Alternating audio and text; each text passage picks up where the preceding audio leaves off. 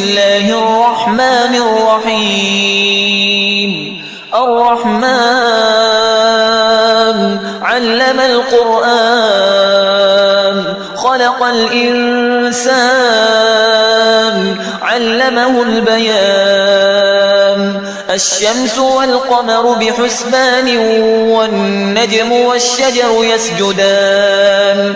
والسماء رفعها ووضع الميزان ألا تطغوا في الميزان وأقيموا الوزن بالقسط ولا تخسروا الميزان. والأرض وضعها للأنام فيها فاكهة والنخل ذات الأكمام والحب ذو العصف والريحان.